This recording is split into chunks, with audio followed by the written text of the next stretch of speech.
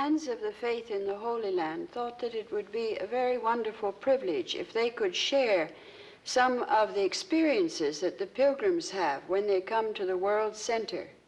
If they could perhaps contribute their own memoirs of their pilgrimages here. And all of us have met the beloved guardian. Mr. Furatan came twice as a pilgrim. Mr. Haney came once as a pilgrim. And they received a great deal of inspiration from him. He spoke to them about the holy places and about, of course, many things to do with our faith. And we felt that if some of this could be shared in the form of pictures and description with the Baha'is of the world, that it might be a comfort to those who are not able to come on the pilgrimage, and an inspiration in any case to all of the friends in the East and in the West and in the North and in the South. Mr. Furatan came quite early on and had the privilege of being with the beloved guardian and hearing what he had to say about some of the holy places. So I think it would be very nice if he recounted some of those experiences. Now, my second pilgrimage was in 1954. In that time, the new building of the shrine was completed, because as you know, it was completed in 1953, and I came here for my second pilgrimage in 1954.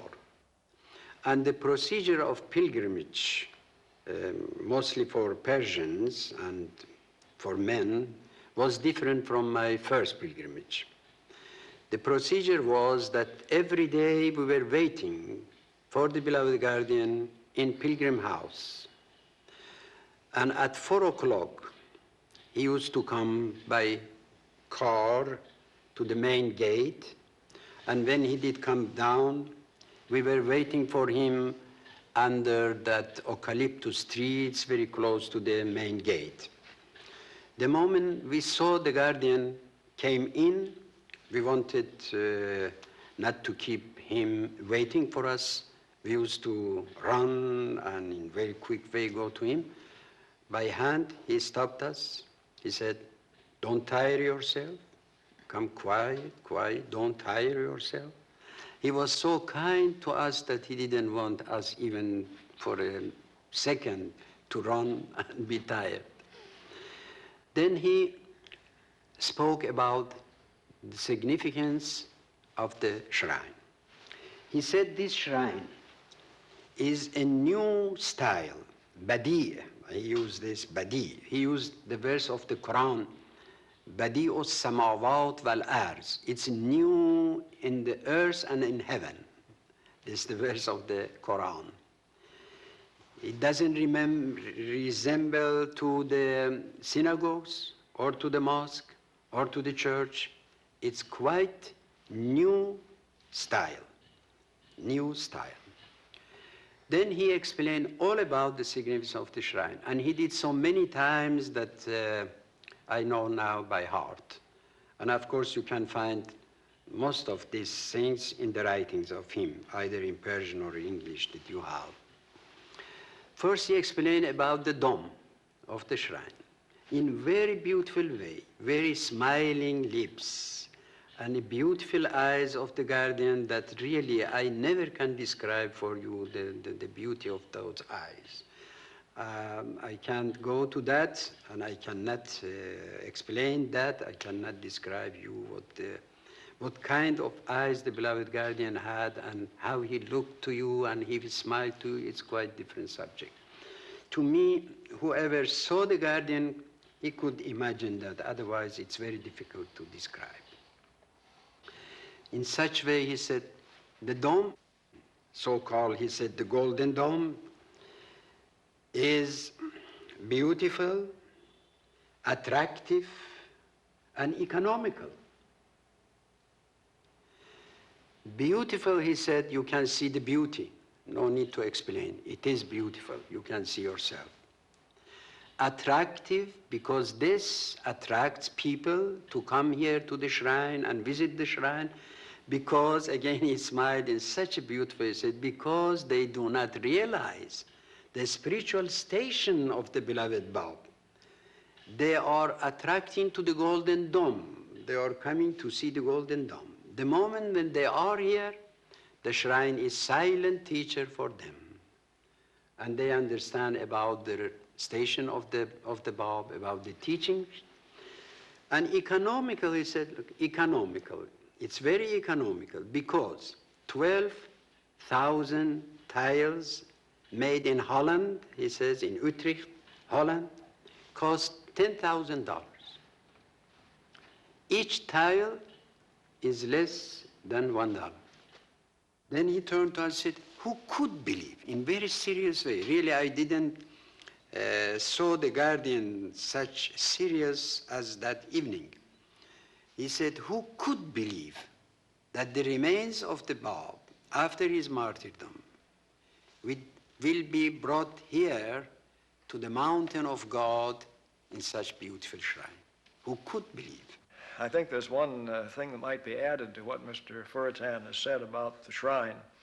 When one approaches the shrine from the side facing Akka and facing the Qibla of the Baha'i world, the shrine of Baha'u'llah, one passes by the top of a series of 9 terraces that rise from the broad avenue below up to the level of the shrine.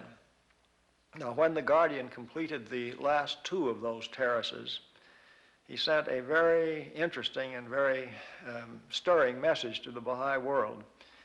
And he said that this would in the future be the route by which the pilgrim kings would ascend to pay homage to the martyr prophet of the faith. And he also said that first, before doing that, they would visit the shrine of Baha'u'llah, then they would ascend by this route of the kings, these 9 terraces, to pay homage at the shrine of the Bab to the martyr prophet. Well, when I received the joyous news that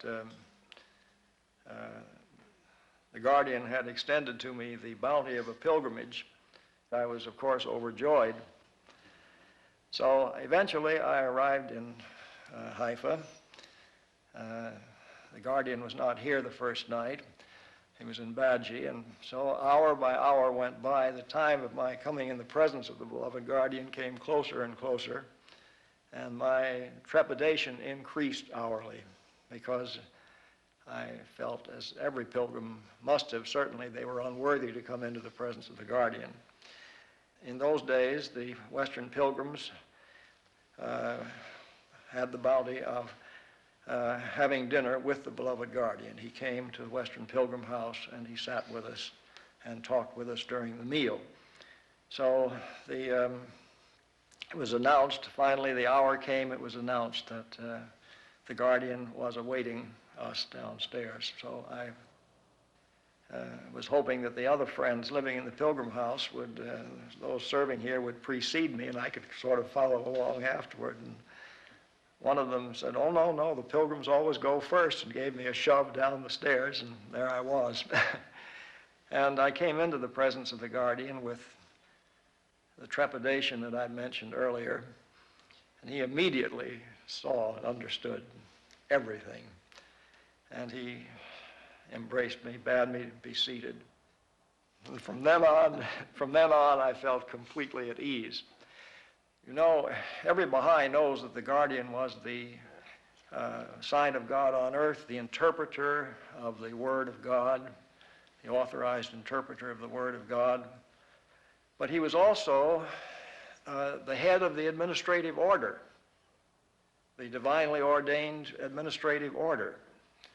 And I had an opportunity in those brief hours with him to see how thorough was his grasp of everything and how he followed up everything. At the table each night he would give instructions to those here serving him. The next night he would follow up and ask for a report, ask if certain things had been done.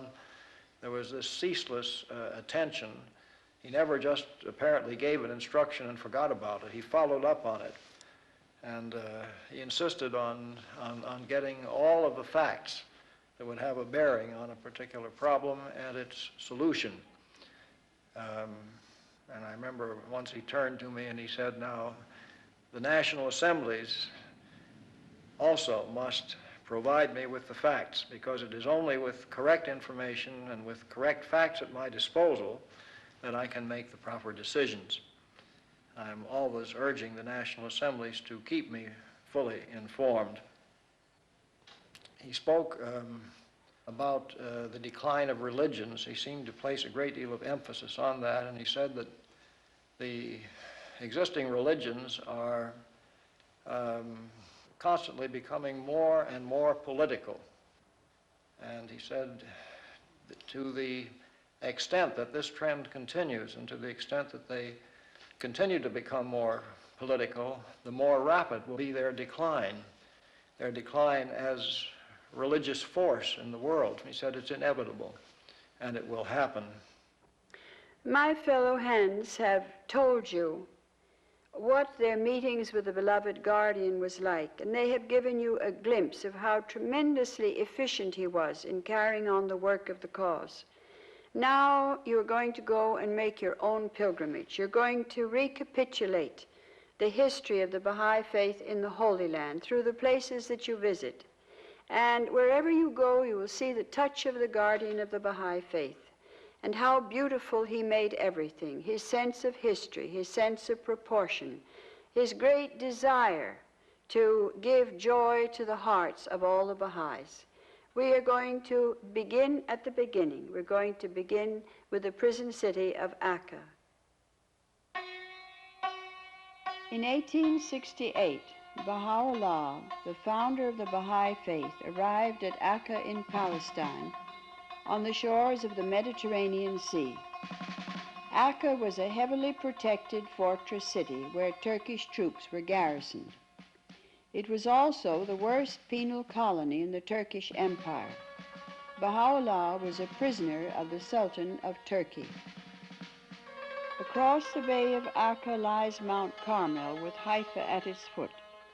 In those days, people walked or came on horseback from one town to the other along the beach, as there was no other road.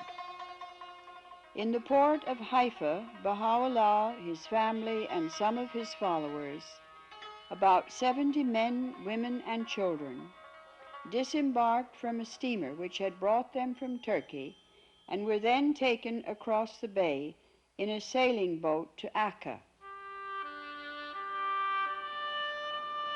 Already Baha'u'llah had suffered 16 years of imprisonment and exile, first in Persia, his native land, then in Iraq and Turkey.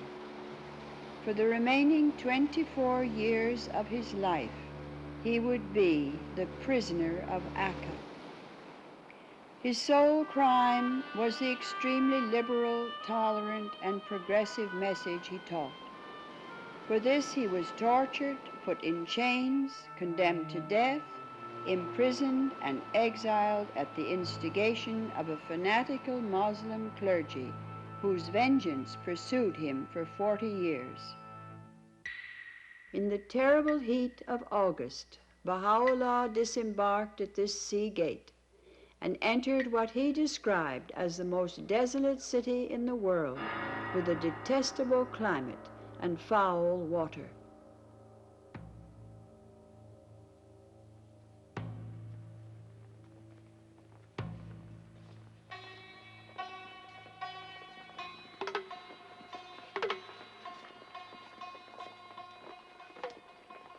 He was led by his guards through its narrow, stinking lanes, the object of the curiosity and mockery of its inhabitants.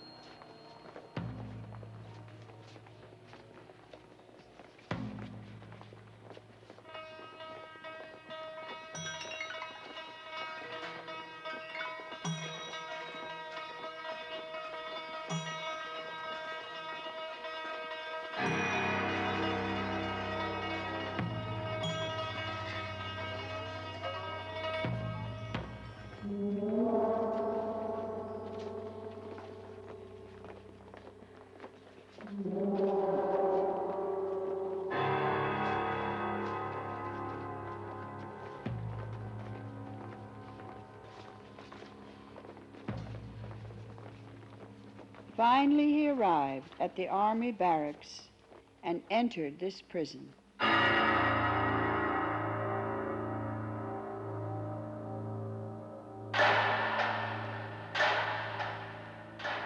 For 2 years and 2 months, he and his companions were strictly confined in this inner citadel. Pilgrims who sometimes walked 4 months from Persia would stand beyond the moats, hoping to glimpse their Lord in the dark windows of the prison. Baha'u'llah suffered more behind those bars than any other time in his life. Almost all the 70 people fell ill with malaria or dysentery. 3 died. But the crowning blow for him and his saintly wife Nawab, the faithful companion of all his exiles, the mother of his most distinguished children, was the death of their 22-year-old son, Mehdi. On the left is Mehdi, called the purest branch by his father. On the right is Amatu'l-Baha, called the Master, his eldest son and successor. One evening, walking on the prison roof and meditating, Mehdi fell through an open skylight and died the next day. Baha'u'llah cried out to God, "Thou seest me in the hands of mine enemies, and my son blood-stained before thy face."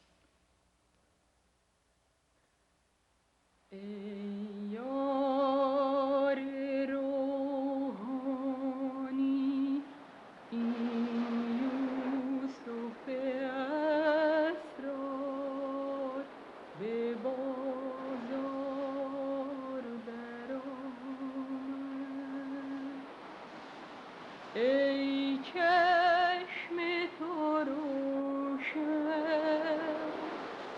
ای چشم تو روشن،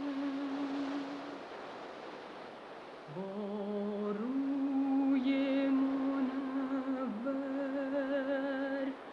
با موی منور، در محفل ابرار در آمد. ای چشم تو روشن، ای چشم تو روشن، با عارض چون گل، با ساغر پرمول، در منزل اخیار در آمد. ای چشم تو روشن، ای چشم تو روشن، با نرگس فتان، با آن لب خندان، در مجلس احرار در آمد. ای چشم تو روشن، ای چشم تو روشن، ای یار روحانی، این یوسف اسرار به بازار در آمد. ای چشم تو روشن، ای چشم تو روشن.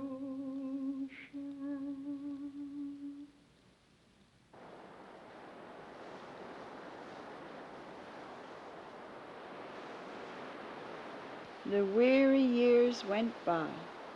9 bleak and stormy winters Baha'u'llah spent as a prisoner in Akka.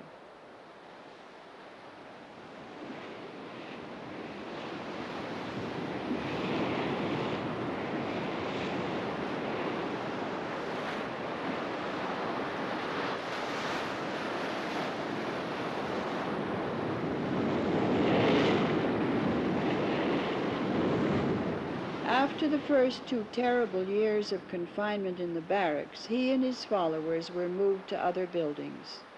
Finally, Baha'u'llah and his family came to live in this house. Gradually, the power of his personality and the beauty of his character won the admiration and friendship of the officials. Although this house is now visited as one building, originally it was 2 separate houses. Both are now known as the House of Aboud.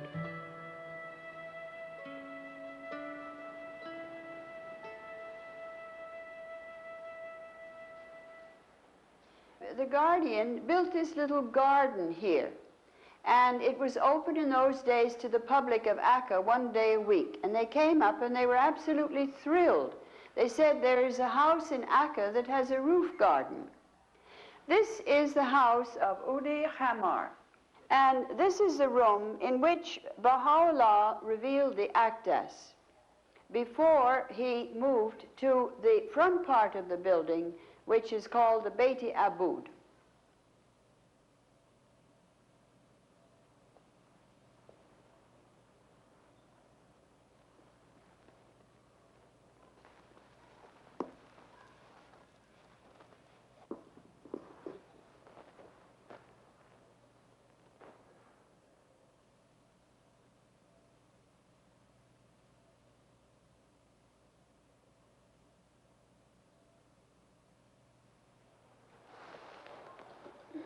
Baha'u'llah arrived in the city of Akka at the end of August 1868. And by 1871, he was free of his imprisonment in the barracks, and he moved to this house with his family. One must remember in looking at this room that this is not the way it was in his days, because it was changed when Abdu'l-Baha later lived here after the ascension of Baha'u'llah.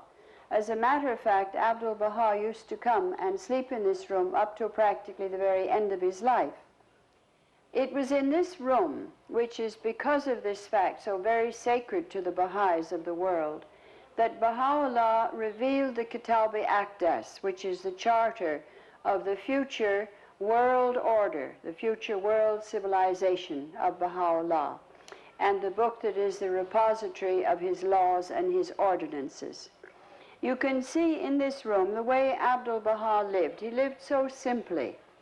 In the East, the houses were always very crowded. There were many children, there were many retainers, there were many servants, and people did not have special sitting rooms. Now this room, Abdu'l-Baha received his guests in.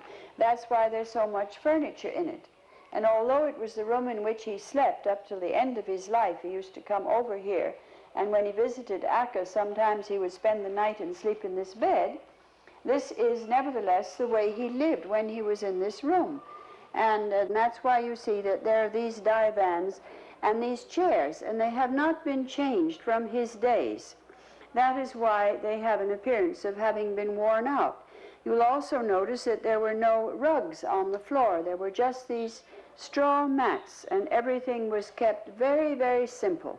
That should be a source of great encouragement to the Baha'is in many countries who themselves live under very simple circumstances.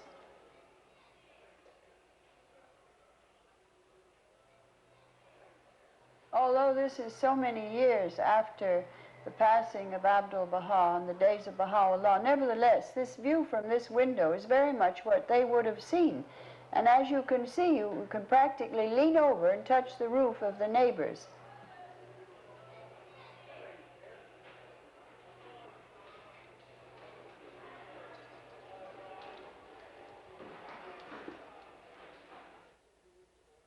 Through there is the entrance to the upper story of the House of Aboud. In this building, really these 2 buildings, Baha'u'llah was a prisoner for almost 7 years. He was a prisoner for over 9 years in the city of Akka, and for most of those 9 years he lived in these adjoining houses. They are full of very, very touching and historic associations. Down here on the left, where you see that red curtain, is the room which was occupied by Baha'u'llah during the last years in Akka. At the end of this corridor is the balcony door which leads to a very beautiful view of the Mediterranean.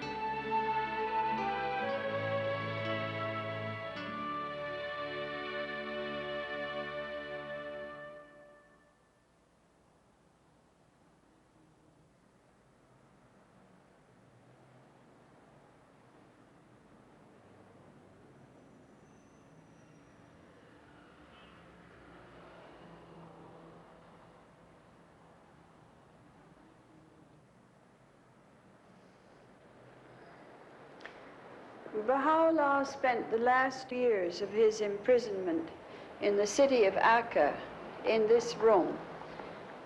It was a very wonderful thing that Abdu'l-Baha could secure this house right on the seaside for Baha'u'llah's use. And this room must have been a tremendous benefit to him in every way, because after so many years of imprisonment in this terrible prison penal colony, Baha'u'llah could be near the sea.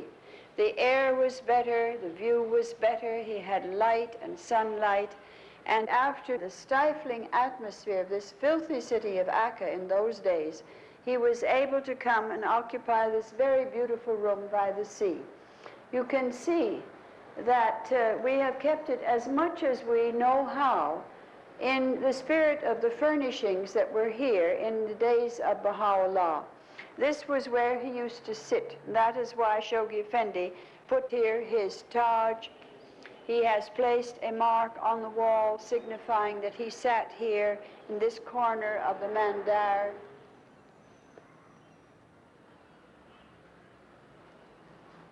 These are two of the chairs which were occupied by Baha'u'llah, and he used to receive prominent guests and Baha'is in this room. His bedding was always kept in this room, and at night he slept on the floor, which was the custom. They didn't have beds in those days.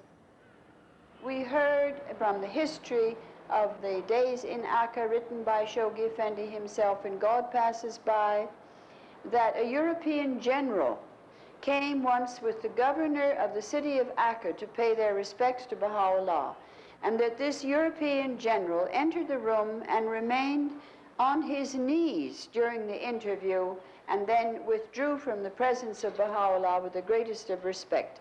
That probably took place in this very room.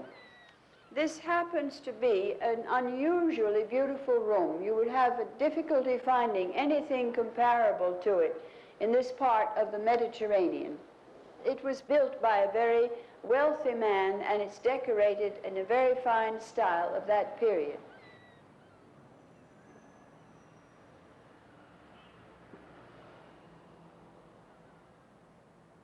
Baha'u'llah ate alone, and he was served here with the greatest dignity and respect. And these are some of the things that were in use in his days. They were sent by one of the Afghans who was a merchant in Shanghai. And this was the kind of china that was used for Baha'u'llah's own use, and perhaps for very prominent guests or members of the family in his days in Baji and here in this house of Aboud. These are also things that were in use by Baha'u'llah. This is a mirror of Baha'u'llah, and this is the room, as I say, that he occupied during the end of his imprisonment in this city for about 4 years.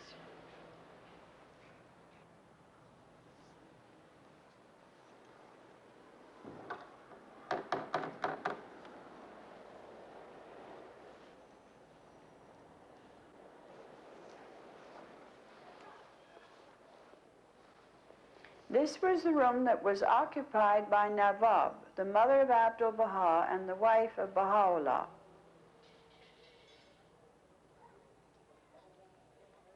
This is the genealogy of Baha'u'llah's family in the writing of the Guardian.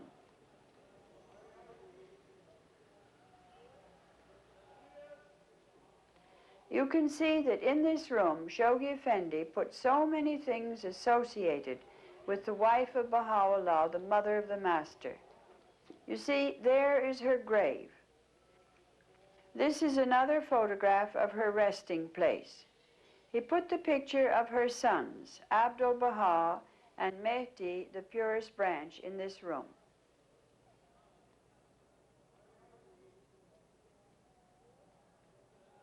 This is the room which was occupied by the greatest holy leaf, the daughter of Baha'u'llah and the sister of Abdu'l-Baha.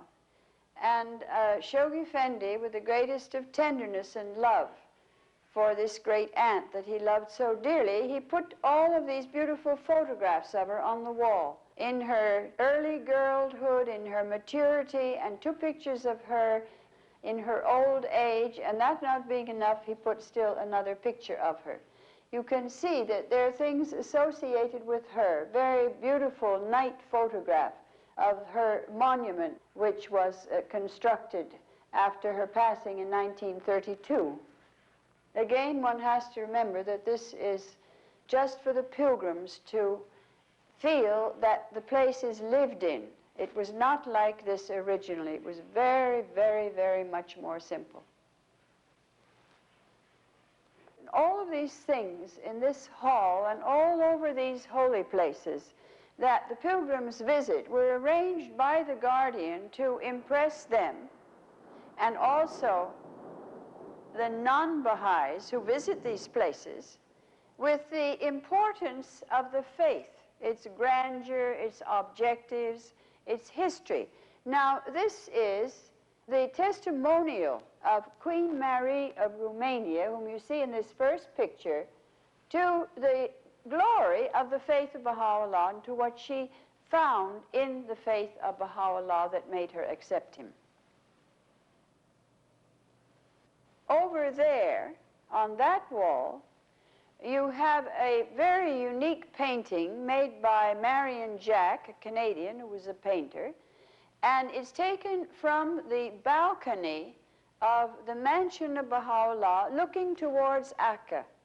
And if you look at the minaret up there, you will see that just beyond that is where we are now standing. And this gives a most wonderful view of Haifa, the Bay of Akka, the city of Akka, and the plains between Akka and Baji, which of course are all very, very precious places of visitation for the Baha'is of the world. This is the room which was occupied by Abdu'l-Baha, and after Baha'u'llah passed away, this continued to be his room. At that end of the room, there was a long divan, and the master used to sit there after the ascension of Baha'u'llah and spend hours in obviously grief-stricken silence, looking out of the window and grieving for his beloved father, whom of course he had this extraordinary tie with, and his agony and his suffering and his loss after Baha'u'llah's ascension are something that we cannot possibly conceive of or appreciate.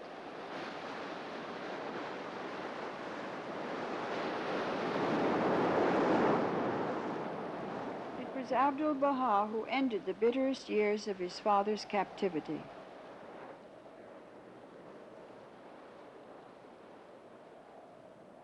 Although the sentence of life imprisonment was never repealed, after almost 10 years, the gate of the prison city was opened to Baha'u'llah.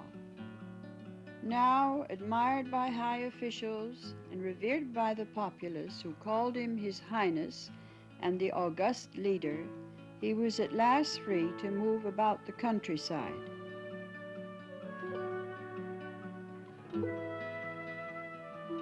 Near Akka was a beautiful garden on an island in the river. Abdu'l-Baha rented this for Baha'u'llah, who called it Rizwan, which means paradise, surely a paradise for the man, now over 60, who still bore the marks of the chains he wore 4 months in a dungeon in Tehran.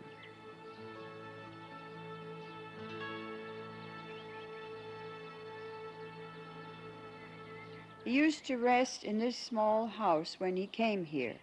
It has not changed much since this old photograph was taken at the beginning of the century.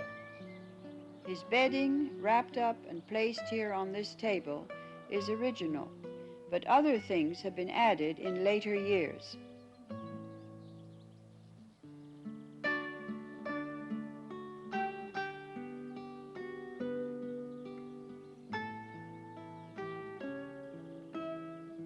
Under the shade of mulberry trees surrounded by the river, this beautiful spot now became one of Baha'u'llah's favorite retreats. On these benches, carefully preserved as shown in this old photograph, he would sit, dictating letters to his secretary or receiving pilgrims and guests. In Akka, he once told Abdu'l-Baha, "The country is the world of the soul, the city the world of bodies."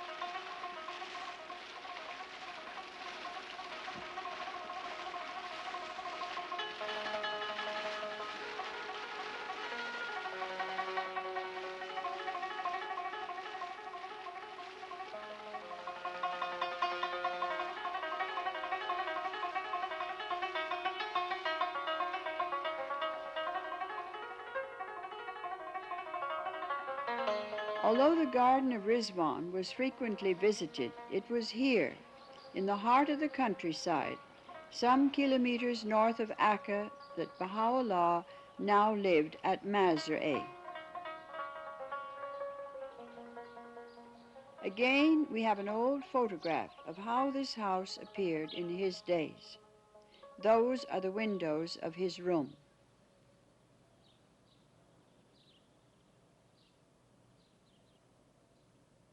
This is the room that Baha'u'llah occupied in the 2 years that he used to live here in Mazra'e after he was freed from his strict imprisonment in the city of Akka and before he moved to live in the mansion at Baji where he passed away.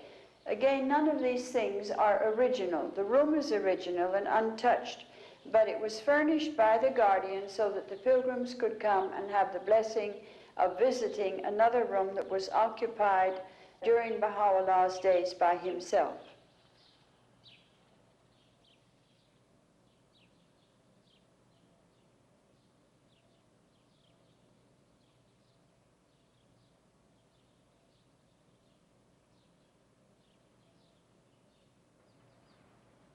On dusty paths through the wilderness, Baha'u'llah sometimes moved about by carriage or riding a donkey.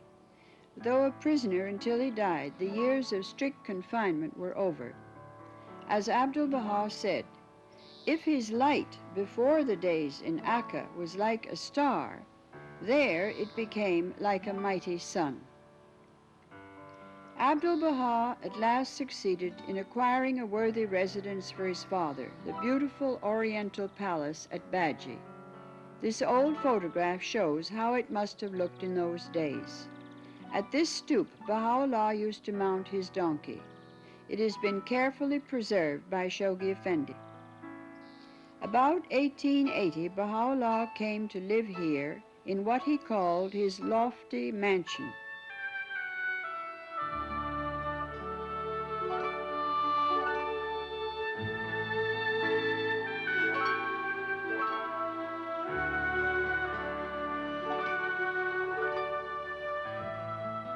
He occupied that corner room.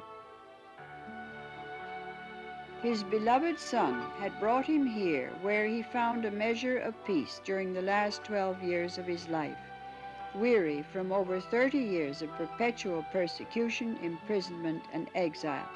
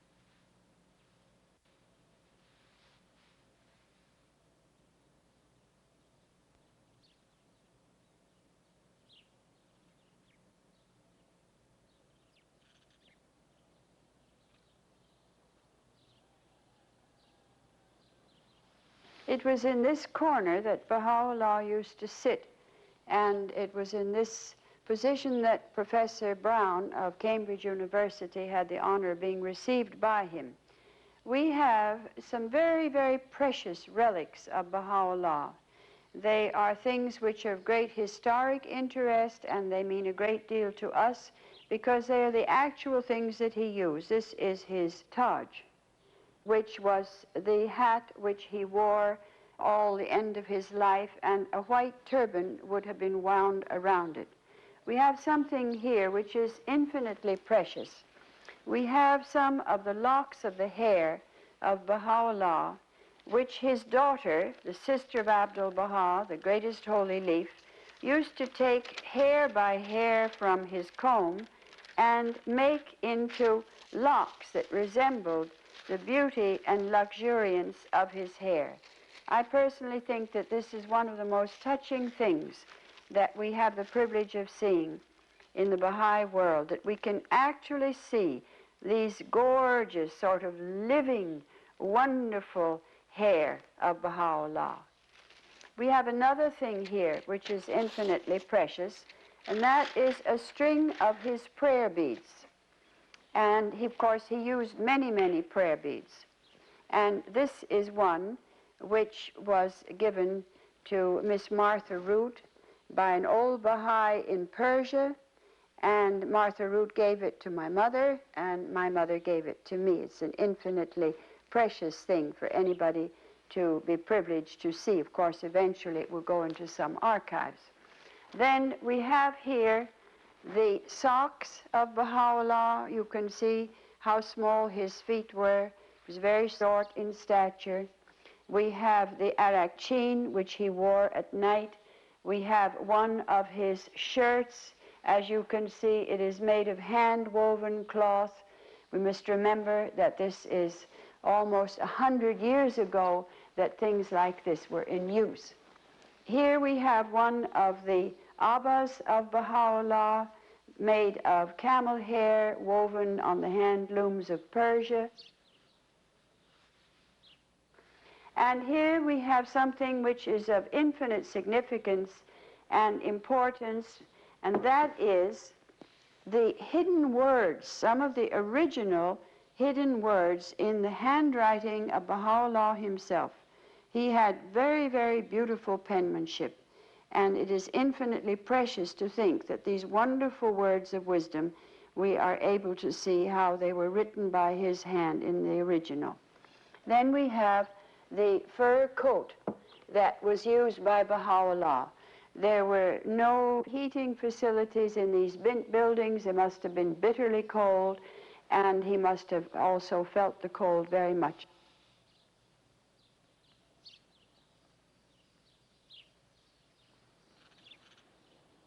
This is the room in which Professor E.G. Brown of Cambridge University in April 1890 had a very important interview, and a very unique interview with Baha'u'llah. He describes him in this way. He says, "The face of him on whom I gazed, I can never forget, though I cannot describe it. Those piercing eyes seemed to read one's very soul. Power and authority sat on that ample brow. The jet black hair and beard flowing down in indistinguishable luxuriance almost to the waist. I bowed myself before one who was the object of a devotion which kings might envy and emperors sigh for in vain. A mild, dignified voice bade me be seated. Praise be to God that thou hast attained. Thou hast come to see a prisoner and an exile. We desire but the good of the world and the happiness of the nations, yet they deem us a stirrer up of strife and sedition, worthy of bondage and banishment. That all nations should be one in faith and all men as brothers, that the bonds of affection and unity between the sons of men should be strengthened, that diversity of religion should cease and differences of race be annulled. What harm is there in this? Yet so it shall be. These fruitless strifes, these ruinous wars shall pass away, and the most great peace shall come.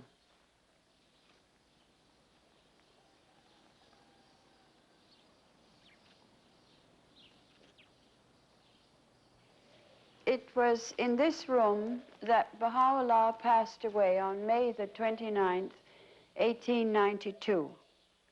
And before he died, he called his family and his followers together, and he said, I am well pleased with you all.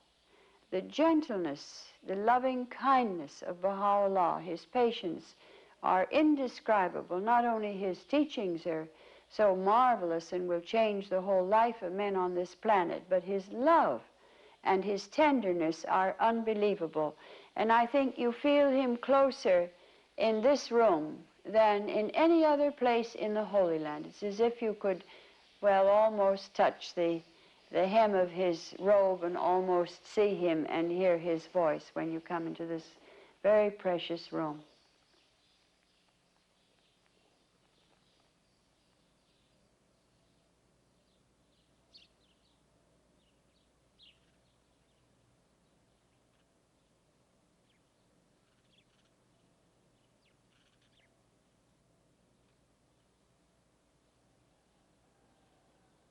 This is the room that was occupied by the beloved guardian when he used to come over and spend the night in Baji, which he did quite often when he was making the gardens and beautifying the whole property here. That is the bed that he occupied. Above the bed is the genealogy of Baha'u'llah, all in his own handwriting.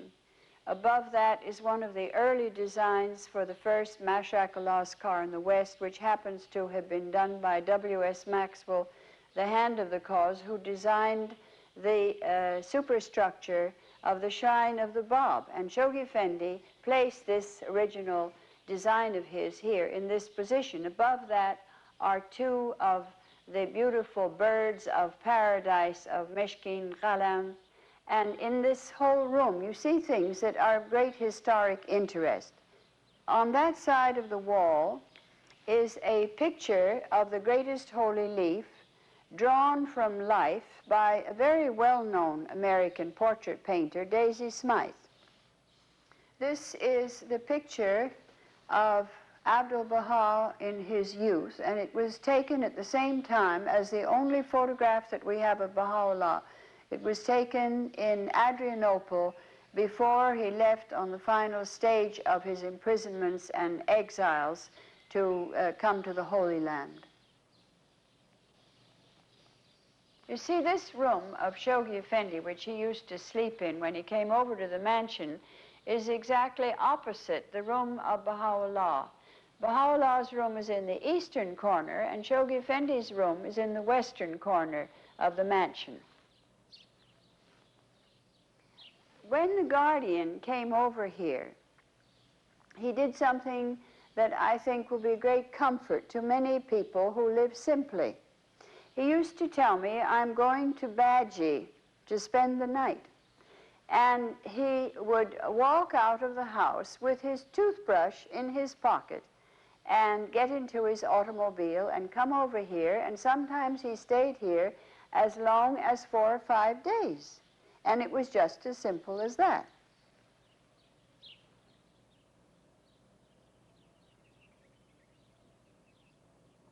This hall of the mansion is one of the most beautiful parts of this building, which is in itself unique architecturally in this part of the Middle East. And the guardian put very many wonderful things here on exhibition to add to its charm and its dignity. It became a sort of a little Baha'i museum. These are very, very precious relics of the past. Shoghi Effendi placed the 2 headstones of the graves of Baha'u'llah's wife, the mother of Abdu'l-Baha, and of Baha'u'llah's beloved son, the purest branch, who was killed through falling through the skylight on the roof of the prison of Akka during the 2-year period Baha'u'llah was imprisoned there. And Shoghi Effendi exhumed their bodies. Later on, we will be able to visit their monuments in Haifa and see with what glory they finally came to rest on Mount Carmel. But when he exhumed their bodies prior to removing their remains to Mount Carmel, he had these things put here as of historic and precious interest to the Baha'is. So we have these two headstones. Then we have something very wonderful and very touching. We have the coffin in which the mother of Abdu'l-Baha had been laid to rest in the cemetery outside Akka.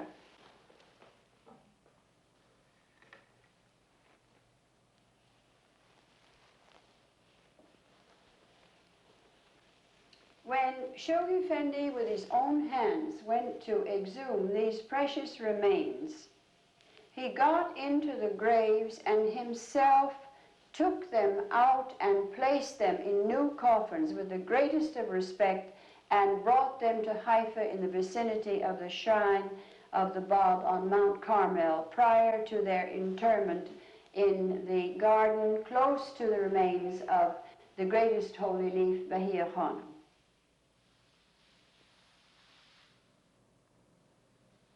On this wall we have a picture of one of the martyrs of the Babi times, in other words, the killing of one of the Baha'is in the period of the Bab, published in a Russian book. On this wall, below this bookcase that has a great many Braille translations of the Baha'i writings, we have the famous Mezquito Mosque in Cordoba, Spain. Over here, we have the holy city of Jerusalem. This was to show how sacred this city is in the eyes of the Baha'is and also in the eyes of the Jews, the Muslims, and the Christians. This is a very interesting thing that the Guardian has done here. He has placed the Farman, the order for the execution of the Bab, on this wall, and below it he has put the commanding officer of the regiment that actually fired the shot and killed the Bab.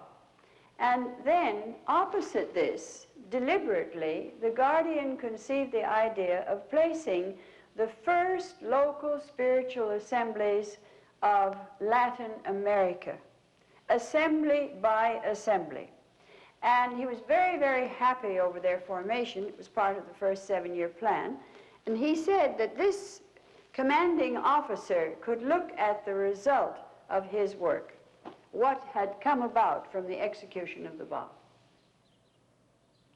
Aside from the pictures of the Baha'i temple in Wilmette in the United States, on this wall there's something again that calls to our attention the fact that the Baha'is believe in all the sacred religions of the world and respect them, because this is a very important place in the Baha'i world, a place of pilgrimage. Now, Shoghi Effendi, the Guardian, placed on the wall a picture of the holy city of Medina, and on the left, the Kaaba in Mecca, the place of pilgrimage for all the Muslims in the world. And he put here the shrine of the Bab, with its architect, W.S. Maxwell, a Canadian Baha'i. He had this beautiful early photograph of the monument of the greatest holy leaf. And the rest of the room, as you can see, was very beautifully decorated, and this was the actual style of the building in the days when it was purchased for Baha'u'llah towards the end of his life.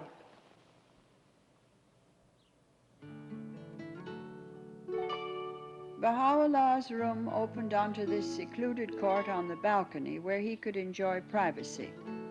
The colored glass screen and marble fountain made it cool and shady in summer and protected from the rain in winter. Below it is one of the loveliest gardens in Badji.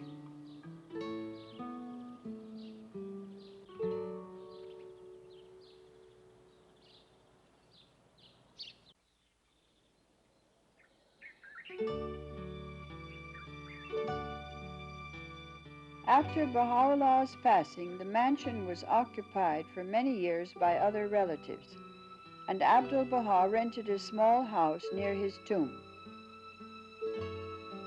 For 16 years after his father's death, Abdu'l-Baha continued to be a prisoner in Akka.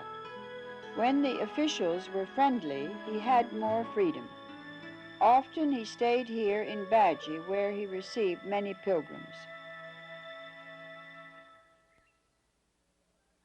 From the age of 9, when he went to the dungeon in Tehran to ask if his father was still alive, he shared all the suffering and injustice heaped upon Baha'u'llah. Abdu'l-Baha's love for his fellow men never wavered. In Akka, he became known as the father of the poor.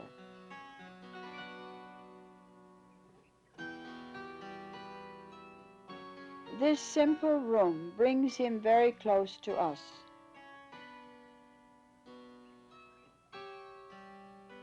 The coffee set used to serve his guests.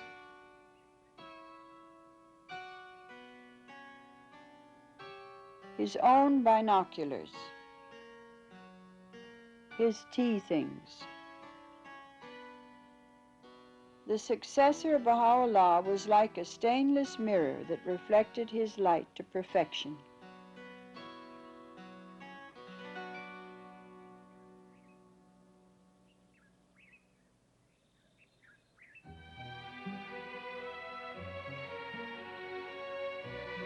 Abdu'l-Baha buried Baha'u'llah in a vault beneath the floor of one of the houses adjacent to the mansion. These early photographs show the original appearance of the shrine and how Abdu'l-Baha reinforced the corner room, which is the tomb. With his own hands, he used to water this little garden beside his father's grave. Except for the mansion and the few houses clustered about it, Baji in those days was surrounded by fields. In that inner chamber, Abdu'l-Baha reverently placed his father's remains in 1892. The beautification of this holy spot was carried out by his successor, Shoghi Effendi, the guardian of the Baha'i faith. It was he who built this majestic entrance to the shrine and called it the Collins Gate.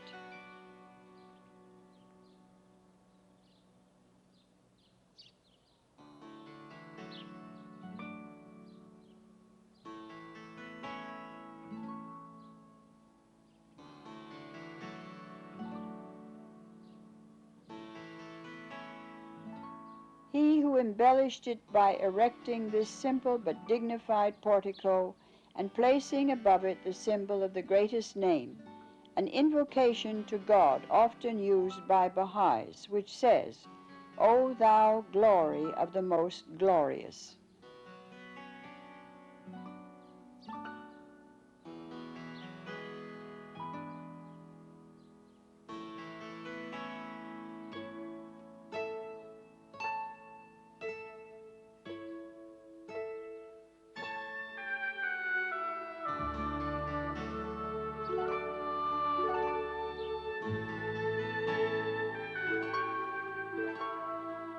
A simple beauty surrounds Baha'u'llah's resting place.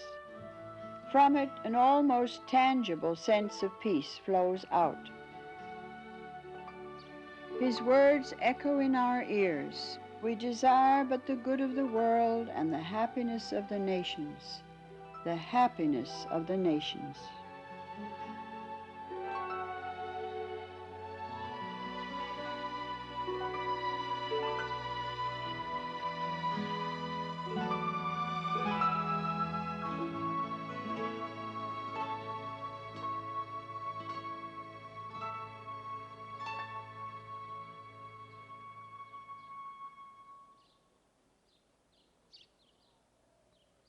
This lofty mansion, where Baha'u'llah dwelt, was always a unique building from the architectural standpoint.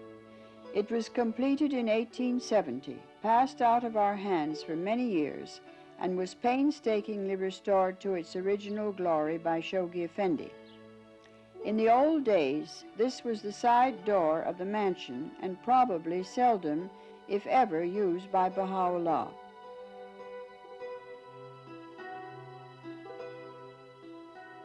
The decorations over the windows on the balcony are all the original designs and have a charm of their own. No doubt some simple artisan used his imagination and filled each space with his own fantasy.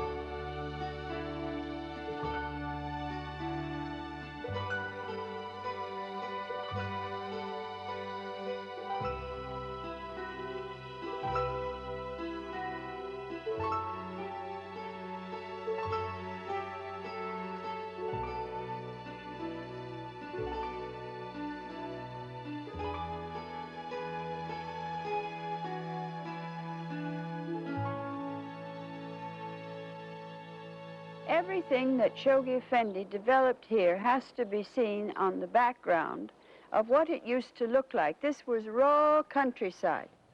Until 1952, when Shoghi Effendi succeeded in acquiring 150,000 square meters of land surrounding the tomb of Baha'u'llah, very few changes had taken place since the time of his passing. In this little white room, Shoghi Effendi used to sit and answer his letters while the gardens in front of the shrine were being developed. In order to better survey the work from a height, he built that little staircase to the roof.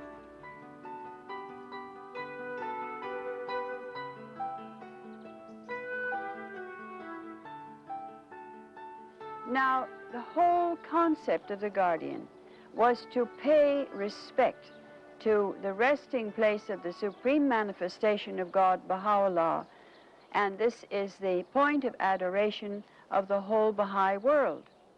He wanted to make a giant circular garden around this resting place, and he had very rough territory to begin with, so he hired a bulldozer, and he came over here and he began to tell the people, the workers and those who were running the bulldozers, that they should come and push all of this earth away from this triangular-shaped garden to the left of the entrance of the shrine of Baha'u'llah and begin to flatten it out so he could make a very beautiful garden. As this took place, all this earth was gradually pushed up at this end, and it formed an embankment along here. This first terrace that you see became an embankment of the earth that the bulldozer had pushed up. And then the Guardian came and he stood up there, and he found that although it was a very slight elevation, it enabled him to survey what he was doing here very much better and to direct the operations from an advantage point.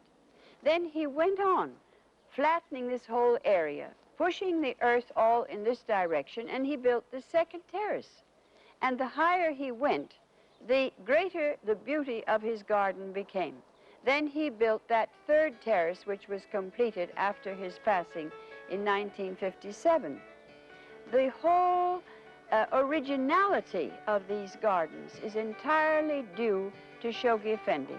He received no advice from architects, from landscape gardeners, from anybody. It was entirely his own sense of proportion, which was perfect, and which one sees in his elaboration of the Baha'i administration and the world order of Baha'u'llah in his writings.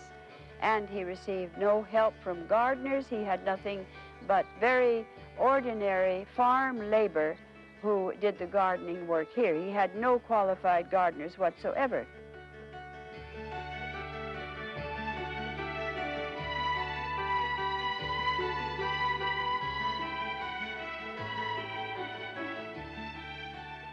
This is one of the most fascinating sections of our gardens anywhere in Baji or in Haifa. It looks very much like a beautiful oriental rug. There was, before the Guardian passed away, a very large two-story building which blocked off all this end of the garden. And Shoghi Effendi did a most extraordinary thing. He made that garden to a point about 2/3 of the way towards us, and planted it and designed it, and he passed away. He didn't ever come back to the Holy Land to finish this garden himself or to supervise the demolition of that building. The hands of the faith, after his passing, had this building torn down according to his wishes.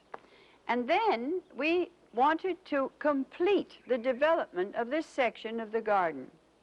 We found that taking this wall, which already existed, that garden with all of those pom-poms of hedges and the circles and the lamp posts and that great big oblong with cactus plants and aloe plants in it could be completed right up to the wall within one span of measurement that was accurate. It was as if there had been a rug that had been rolled up just to this point, and all we had to do was just to continue to unroll the design of that rug, in other words, that section of the garden, till it came to this wall. It was almost magical the way it worked out.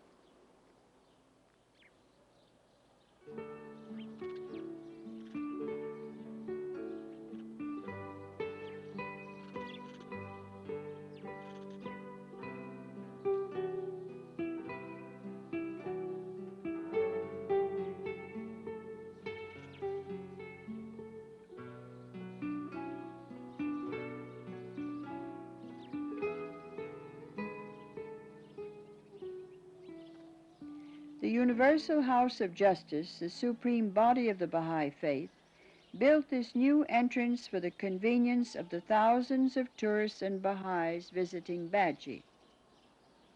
For these Baha'i pilgrims, it is the fulfillment of their heart's desire, a spiritual communion that will change their entire lives.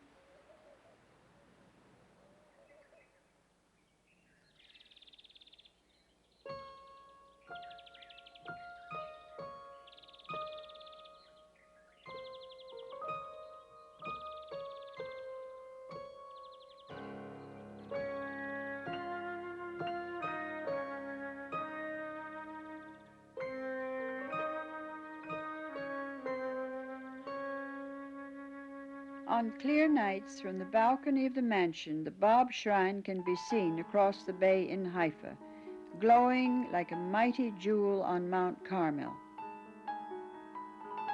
When he was a prisoner of the Persian government in Maku, he was denied even a lamp. Shoghi Effendi said, to compensate for this, we drown him in a sea of light every night. The Bab, who was the forerunner of Baha'u'llah, was not yet 31 years old when he was martyred in 1850 because of his liberal teachings. The story of how he came to rest here began when Baha'u'llah, on a visit to Haifa, told Abdu'l-Baha to bring the Bab's body from Persia and bury it here. In 1899 it arrived secretly in Akka, and Abdu'l-Baha immediately set about constructing this tomb. He planned to bury the Bab's body in the center of 9 rooms, but during this period he was again strictly confined to Akka and could build only 6. Every stone of that building, Abdu'l-Baha wrote, I have with infinite tears raised and placed in position. After Abdu'l-Baha's passing, Shoghi Effendi added the 3 other rooms, thus completing the original concept of the master. In 1909, free after 40 years' imprisonment in Akka, Abdu'l-Baha placed the Bab's body within these walls.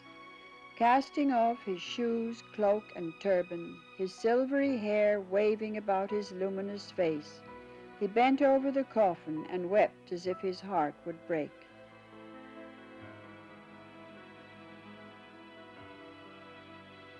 The history of this shrine is unique. The prophet Isaiah called Carmel the mountain of the Lord, to which all nations will flow. Its site was chosen by Baha'u'llah. Its style was planned by Abdu'l-Baha, who said that when completed, it must have a colonnade and dome.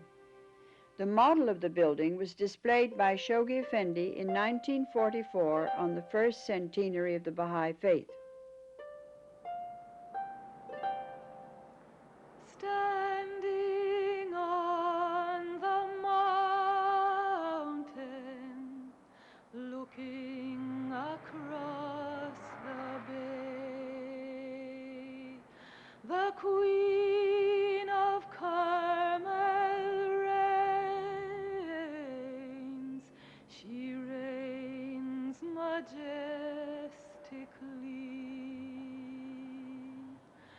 Cry out, Zion, cry out to your Lord. Cry out, Zion, circle round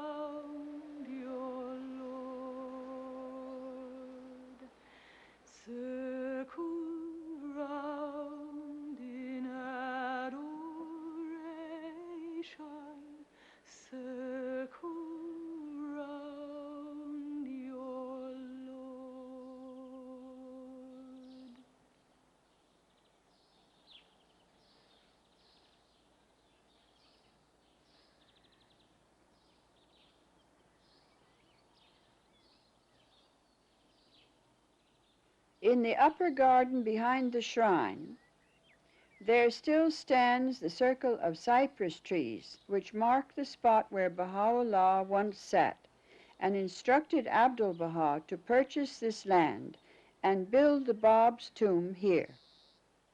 Shoghi Effendi told its architect that the shrine should be neither Occidental nor Oriental in style. The crown-like rim of the dome, however, shows strong Indian influence.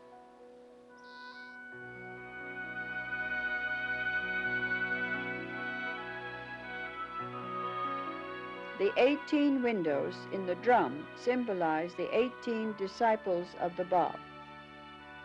Shoghi Effendi had a unique eye for both beauty and proportion. These finials on the clerestory section of the shrine owe both their charm and originality to him, who repeatedly encouraged the architect to make them taller. Their collaboration was a happy one. Because the Bab was a descendant of the Prophet Muhammad, he was entitled to wear green. At Shoghi Effendi's request, this band of green was introduced into the design of the shrine to denote the Bab's illustrious lineage, and the flecks of red to symbolize the blood he shed as a martyr.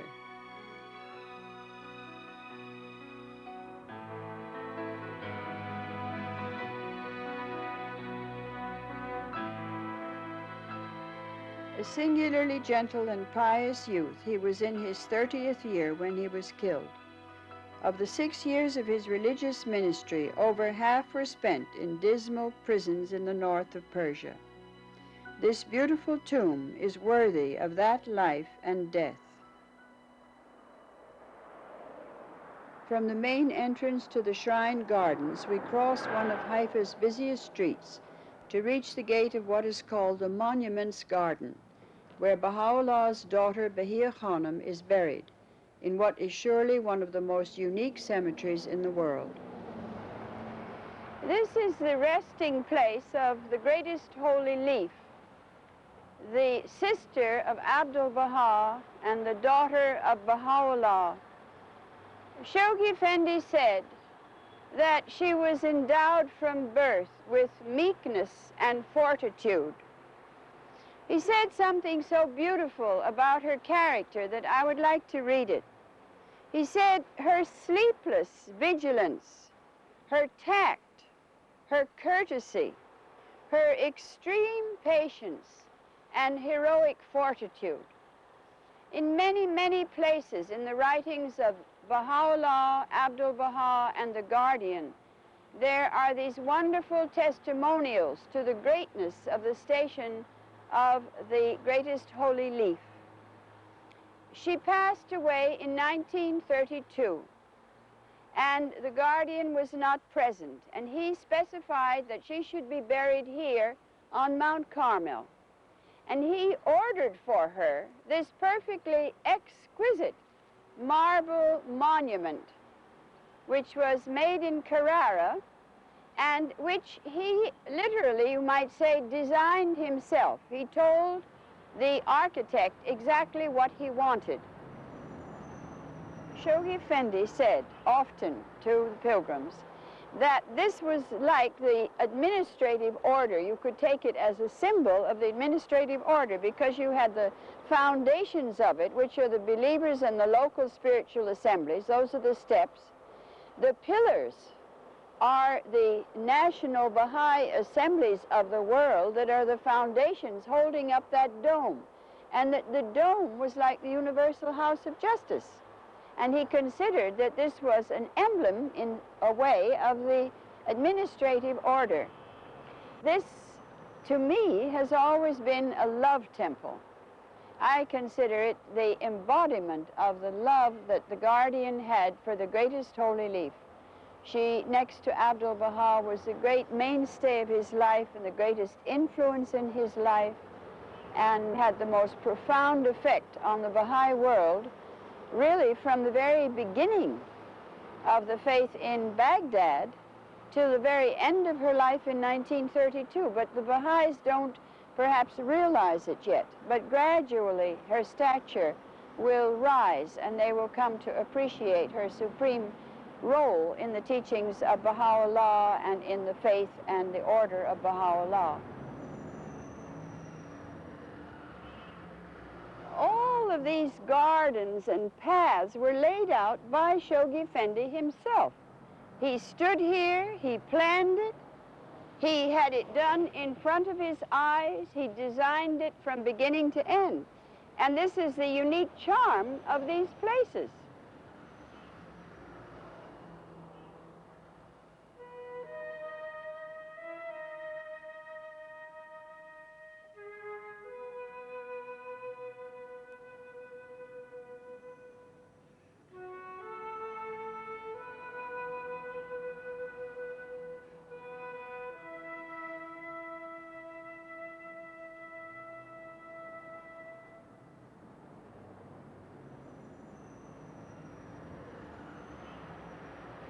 This is the resting place of the wife of Baha'u'llah. As Shoghi Effendi said, the famed Nawab, a woman of extraordinary piety and holiness and gentleness, and a very great lady in her own right from her background. She was the support of her family, and her history is most moving. Next to her is the grave of the purest branch, who, as the friends will recall, fell from the roof of the fortress of Akka, where Baha'u'llah and his family were imprisoned, and was very seriously injured. And after 20 hours, he passed away. His father asked him what he wanted, and he said, I want the believers to be able to come and visit their Lord. You know, the greatest holy leaf always said, I want to be buried next to my mother. And she was buried in a cemetery that was very unworthy and unbefitting. And the guardian, instead of trying to do the impossible and the undesirable and remove the greatest holy leaf to be near her mother, he removed her mother to be near her. And he brought her beloved mother, put her in all this glory on Mount Carmel, the son of Baha'u'llah here. These two monuments here, which as you see are very similar in style to the other one of the greatest holy leaf, and the greatest holy leaf's monument up at the other end of this path form that axis upon which the center point is the direction of the seat of the Universal House of Justice. And the Universal House of Justice, as you know, is part of these wonderful buildings and institutions that will be erected in the future. The Guardian made the International Archives. There will be the Institution for the Teaching and Protection of the Faith. There will be an institution for the holy writings, and as I understand it, there will also be an international library. And these great administrative buildings will all be up there, and these holy souls will be the center of those institutions.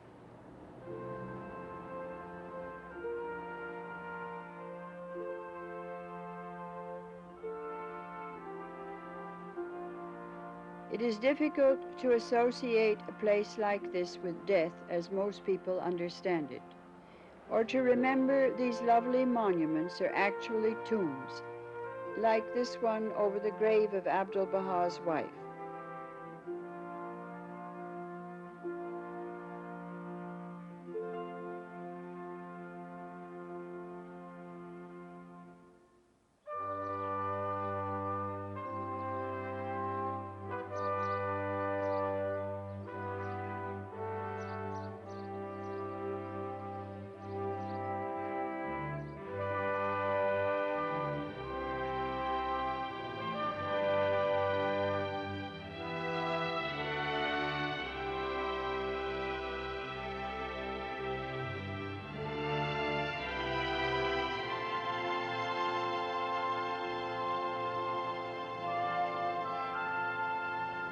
People asked Shoghi Effendi why he had chosen the Greek style of architecture.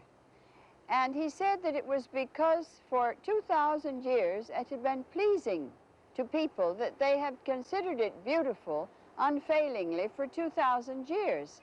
And that if he chose a modern style, he had no way of knowing how long it would be acceptable to people at all. Because, of course, it changes all the time. 20, 50 years later, it might look perfectly hideous to a new generation of people. And this whole ark was laid out and planned to be in the style of Greek architecture. The extraordinary thing about the construction of this International Archives building, which houses the relics of the faith and the tablets and things of historic interest, is that the Guardian built the garden first out here, and he said you can bring the building in from the back.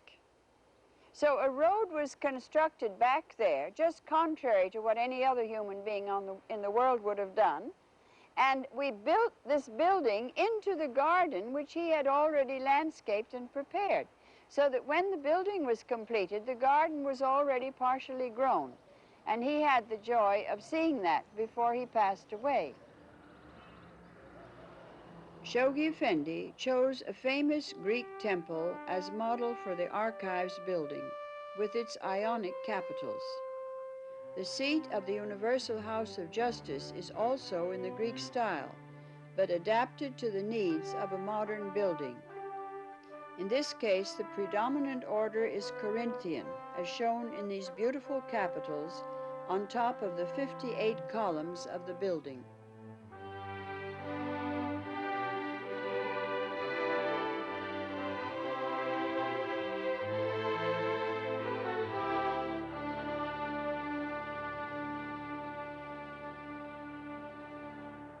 At the foot of Mount Carmel, in what was once the old city of Haifa, lies Amatu'l-Baha's house on Persian Street, so called because originally most of the Baha'is who were Persians lived here. When the Universal House of Justice was elected in 1963, this building, which was once the Western Baha'i Pilgrim House, became its temporary office, pending the completion of a permanent headquarters on Mount Carmel. Across the street is the home of Amatu'l-Baha. The brass plaque bearing his name in Arabic still remains on the entrance gate. This large house was not only his residence, but many members of his family also lived here.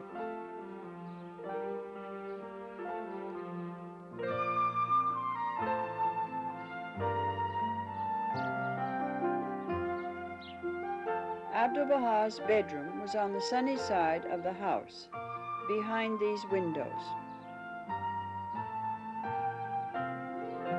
The upper story is the apartment of Shoghi Effendi, added to the house as an office and living quarters of his own. That little room was sometimes used by Amatu'l-Baha. We even have this old photograph showing him up there.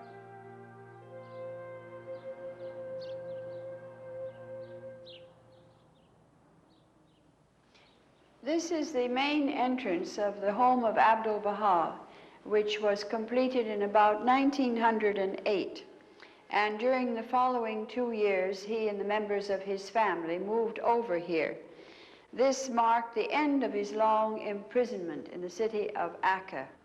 And this is the scene of the ministry of Shoghi Effendi, the eldest grandson of Amatu'l-Baha and his successor, who was guardian of the Baha'i faith for 36 years, and he lived in this house, and all of his services to the Baha'i world took place in this house. Both of them received their guests in this very historic sitting room from the old days.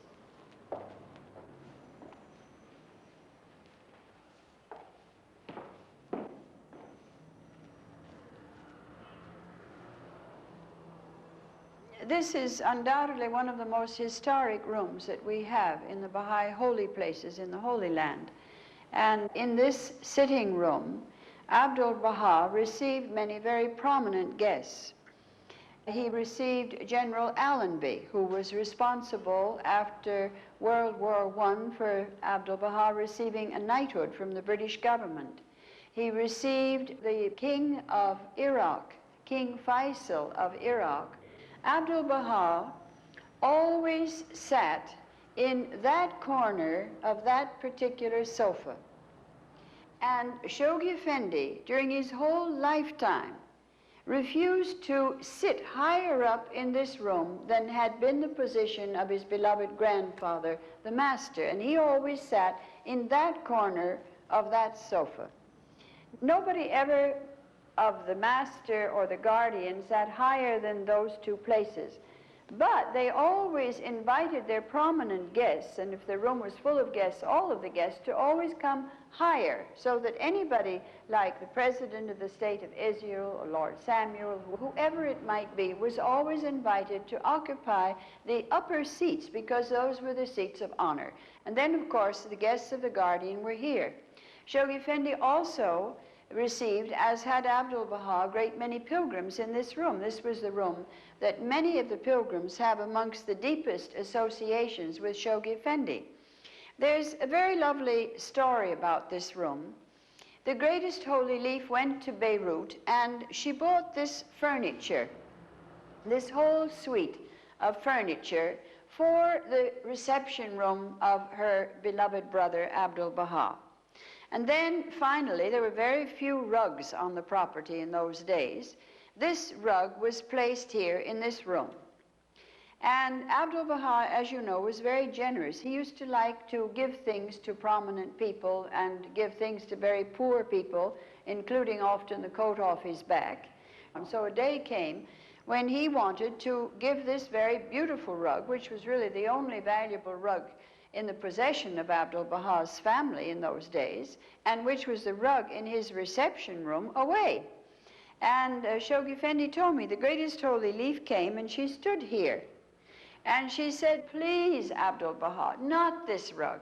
Just please leave this for your sitting room, because how will you entertain your guests if you haven't even got a rug on the floor?" The table in the middle of the room is from his days, but part of the other furnishings are from the days of Shoghi Effendi. And as I said, this room has many very precious associations with the lifetime of the master and the lifetime of the guardian.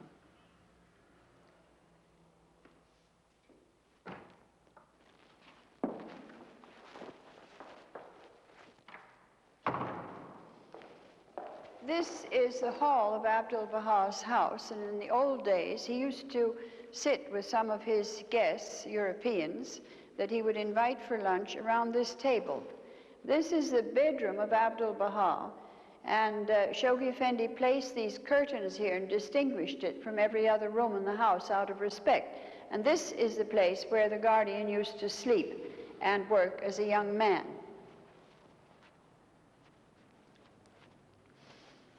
People come here and have the privilege of visiting the room in which the master passed away in 1921.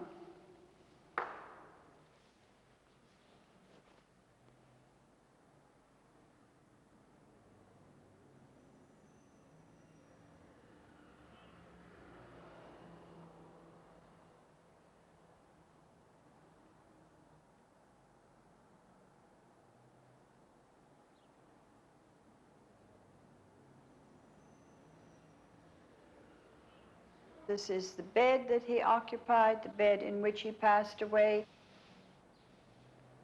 This is the chaise longue, which he used to often rest on instead of resting in his bed, his table, with the things that were there in his own lifetime.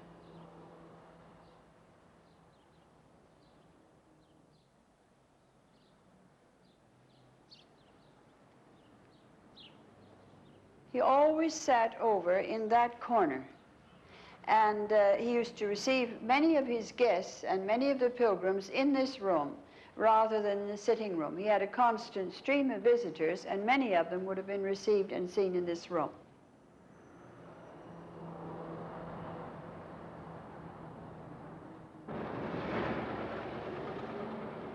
From the days when Baha'u'llah and Amatu'l-Baha arrived in Akka in a sailing boat as prisoners, to these days when the shrine on Mount Carmel is visited by tens of thousands of tourists each year from all over the world, is indeed a miraculous change in the fortunes of a persecuted faith.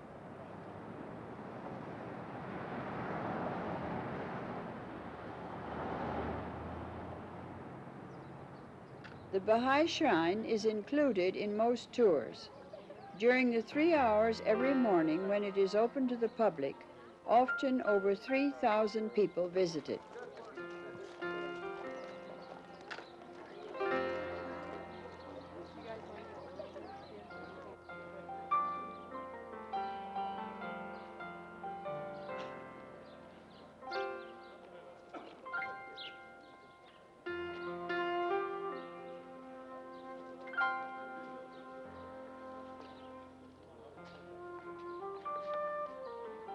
Photographs are not permitted inside the shrines because they are sacred tombs, but everyone enjoys taking pictures outside as souvenirs of their visit.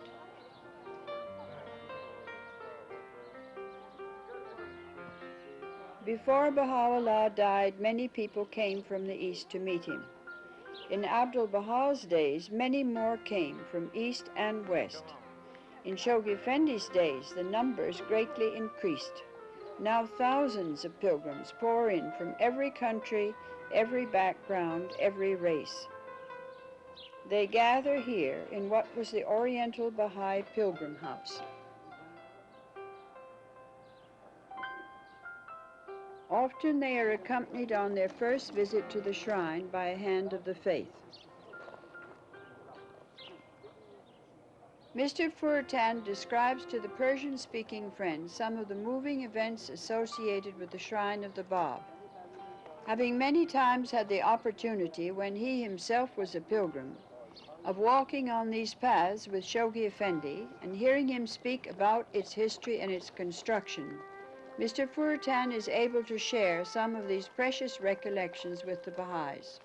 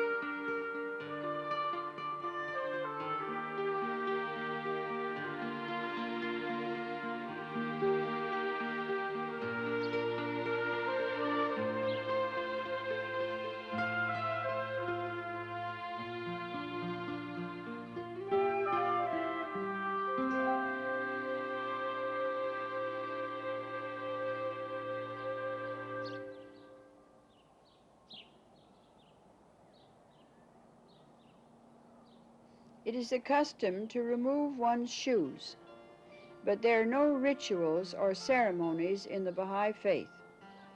People are expected to show respect for holy places, but the pilgrims who have at last attained their goal are full of reverence as they file into the shrine of the Bab.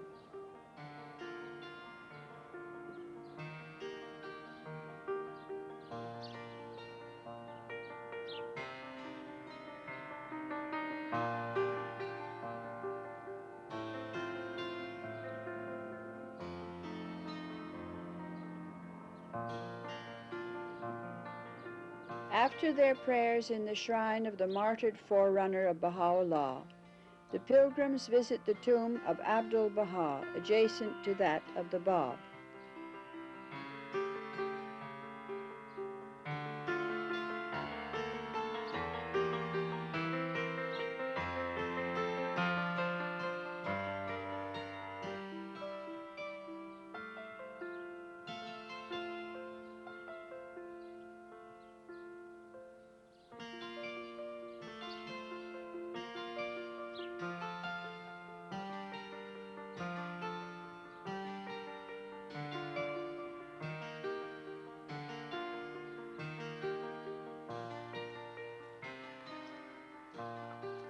What was done by the hand of the faith Mr. Furtan for the benefit of the Persian-speaking friends is now repeated for the benefit of the English-speaking friends by the hand of the faith Mr. Haney. The important event is to visit the shrines.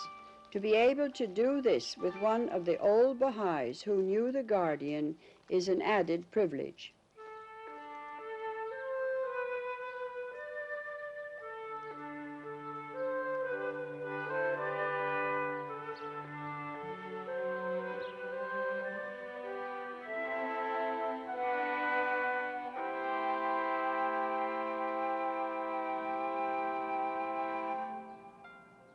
No services are ever held here.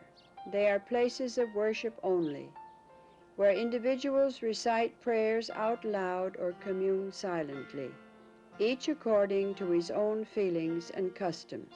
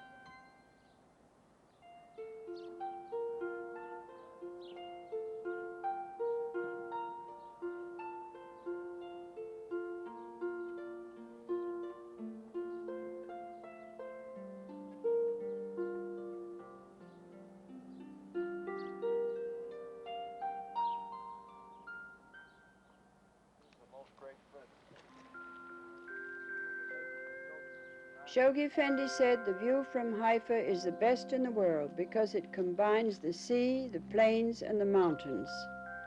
In future, people will approach the shrine up these terraces.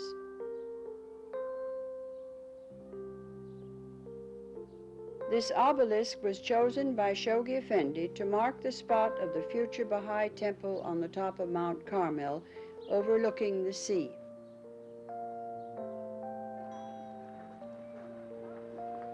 The pilgrims are reminded that Baha'i houses of worship are open to all. As there are no priests in our faith, no sermons are preached. Instead, words from the sacred scriptures of all revealed religions are read.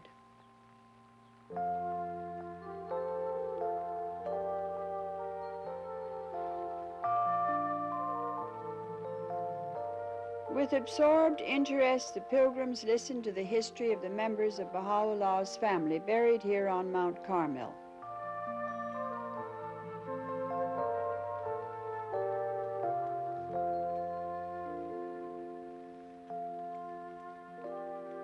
What greater belief in immortality than this? The tomb should be the center of a pulsating, dynamic, worldwide administration. The pilgrims come to Abdu'l-Baha's home, where for so many years he received friend and stranger alike with his unfailing love and kindness. Respectfully, they visit the room he died in and quietly leave, full of memories of both Abdu'l-Baha and Shoghi Effendi. The visit to the International Baha'i Archives is another memorable experience for the pilgrims. They cross the street from the shrine gardens and walk up the path opposite towards this private Baha'i museum. Here they will see many of the original writings of the Bab, Baha'u'llah, and Abdu'l-Baha in their own hand, as well as things associated with them personally and the early history of the faith.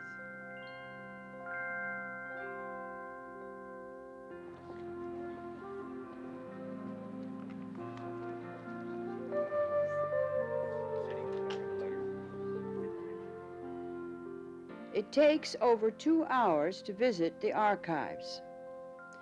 The pilgrims come out somewhat overwhelmed by all they have seen and look up at the Universal House of Justice building, towering above them on Mount Carmel.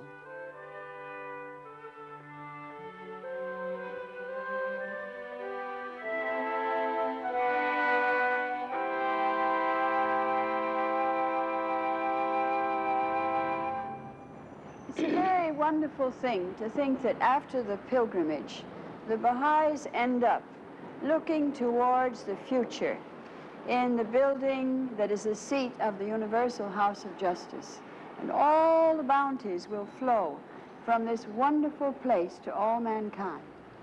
When the beloved guardian spoke to the pilgrims about the future of the Universal House of Justice, really I couldn't imagine that it will happen so soon. And now this is 17 years I'm in the Holy Land, and I have this pleasure to serve the House of Justice, and I am sure the next generations, they will appreciate more and more. And I always give thanks to Baha'u'llah that I had this privilege, and now in such grandiose, in such majestic building of the seat of the House of Justice, I am as eyewitness to see this majesty and this glory. I recall the many things the beloved guardian said about this building and this institution, that it would adorn God's new world order with a crown of majestic proportions, and that from this building and from this institution there would flow into the world rivers of laws and ordinances for the guidance of mankind, and that when the future establishment of these institutions is completed, it would mark the inception of the kingdom of God on earth and the establishment of the sovereignty of Baha'u'llah in the world. Beautiful.